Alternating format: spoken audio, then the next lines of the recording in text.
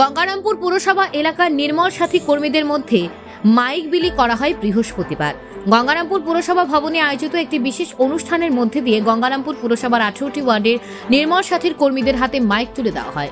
এর পাশাপাশি গঙ্গারামপুর পুরসভার বিভিন্ন স্কুল কর্তৃপক্ষের হাতে প্রেসার কুকার, মিক্সার গ্রাইন্ডার, থালা, ওভেন বিলি করা হয় বৃহস্পতিবার। গঙ্গারামপুর পুরসভা ভবনে আয়োজিত একটি ঘরোয়া অনুষ্ঠানের মাধ্যমে রান্নার সহায়ক সামগ্রী বিলি করা হয়। বিদ্যালয় কর্তৃপক্ষের হাতে রন্ধন সহায়ক সামগ্রী তুলে দেন গঙ্গারামপুর পুরসভার পুরপ্রধান প্রশান্ত মিত্র।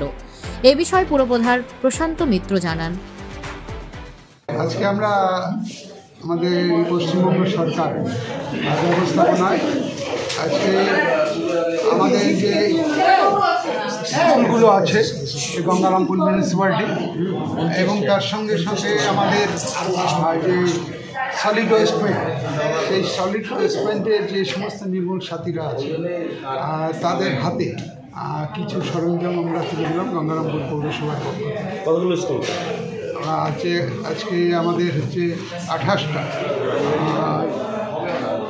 প্রাইমারি স্কুল এবং আমাদের 9টা যে হাই স্কুল আছে সমস্ত এবং এসএস স্কুল আছে, সমস্ত স্কুলের হাতে আমরা কিছু সরঞ্জাম তুলে দিলাম। এই যে মিড ডে মিলের পক্ষ থেকে মিড ডে মিল যেহেতু আমরা দেখি, আমাদের গঙ্গারামপুর পৌরসভা মিড ডে মিলটা দেখা হয়, তো সেই কারণে মিড ডে মিলের যাতে রান্না যাতে সুবিধার্থে সরকার তাদেরকে অনেক সুযোগের ব্যবস্থা করে দিয়েছে।